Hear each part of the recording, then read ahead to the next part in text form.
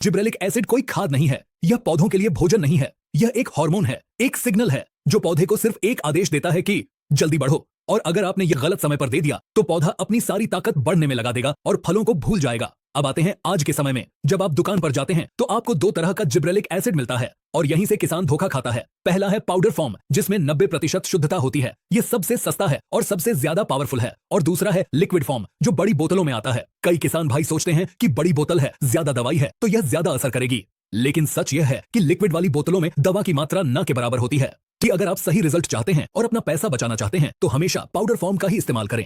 लेकिन पाउडर को इस्तेमाल करना इतना आसान नहीं है जितना आप सोचते हैं।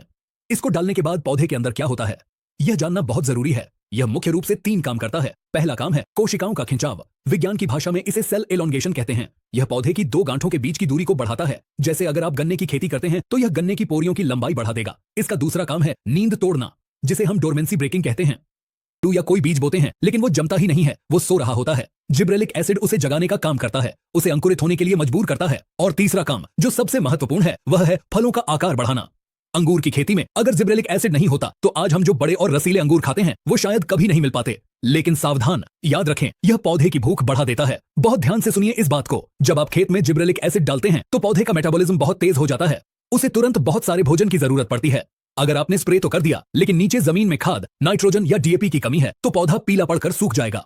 यह वैसा ही है जैसे आप किसी मजदूर से दोगुना काम कराएं लेकिन उसे खाना न दें, वो मजदूर बीमार पड़ जाएगा। इसलिए इसका इस्तेमाल तभी करें जब खेत में भरपूर नमी और खाद मौजूद हो। अब हम वीडियो के सबसे महत्वपूर्ण हिस्से पर आते हैं घोल तैयार करने का सही तरीका।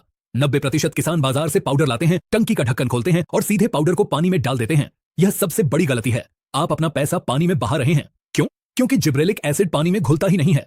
यह पानी में पत्थर की तरह पड़ा रहता है। आपको नंगी आंखों से भले ही लगे कि यह घुल गया है, लेकिन वो घुलता नहीं है। और जब यह घुलता नहीं तो पौधे इसे पी नहीं पाते। इसे घोलने के लिए आपको एक सॉल्वेंट की जरूरत होती है, एक ऐसा माध्यम जो इसे तोड़ सके। इसके लिए सबसे अच्छा और सस्ता जुगाड़ है अल्कोहल। जी हां, आप सही सुन रहे हैं। देसी शराब या वोडका का इस्तेमाल कई किसान करते हैं क्योंकि उसमें अल्कोहल होता है। इसके अलावा आप एसीटोन यानी नेल पॉलिश रिमूवर का भी इस्तेमाल कर सकते हैं। विधि बहुत सरल है। पहले 1 ग्राम पाउडर को थोड़े से अल्कोहल या सॉल्वेंट में डालिए, उसे हिलाइए। जब वो पूरी तरह पानी की तरह पारदर्शी हो जाए, कांच की तरह साफ दिखने लगे, तब जाकर उसे पानी की टंकी में मिलाइए। तभी यह 100% काम करेगा। आजकल डिब्बी के साथ भी एक छोटी पुड़िया या लिक्विड आता है, आप उसका भी इस्तेमाल कर सकते हैं, लेकिन सीधे पानी में कभी न डालें। अब पेन और कॉपी उठा लीजिए, क्योंकि अब हम जो गणित समझने जा रहे हैं वो अगर गलत हुआ तो फसल बर्बाद हो सकती है। वैज्ञानिक भाषा में इसकी डोज ppm यानी पार्ट्स पर मिलियन में नापी जाती है। सुनने में यह शब्द कठिन लगता है, लेकिन इसे समझना बहुत आसान है। इसका एक सरल नियम है, अगर आपके पास 1 ग्राम 90% वाला जिब्रेलिक एसिड है और आप उसे 1000 लीटर पानी में घोलते हैं तो यह बनता है 1 ppm का घोल। फिर से सुनिए, 1 ग्राम दवा 1000 लीटर पानी, यह हुआ 1 ppm।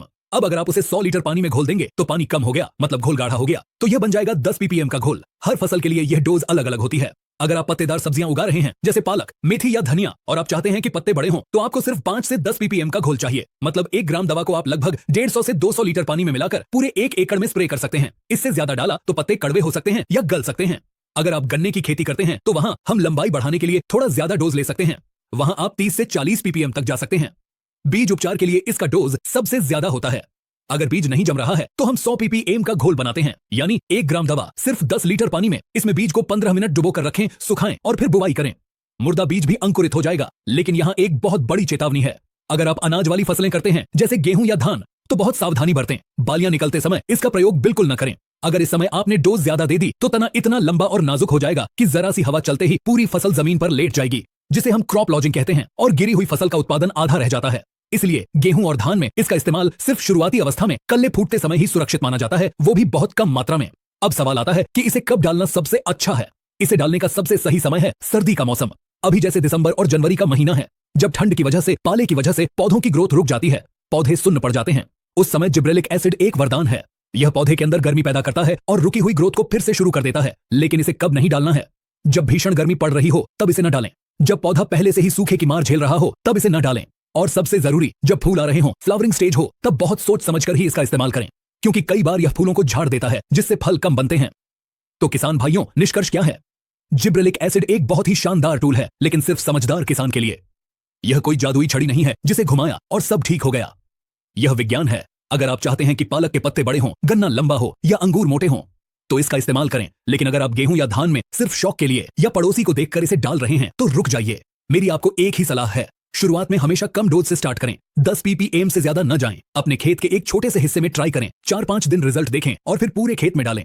उम्मीद है जिब्रेलिक एसिड का यह पूरा पोस्टमार्टम, यह बारीक और सटीक जानकारी आपको पसंद आई होगी। ऐसी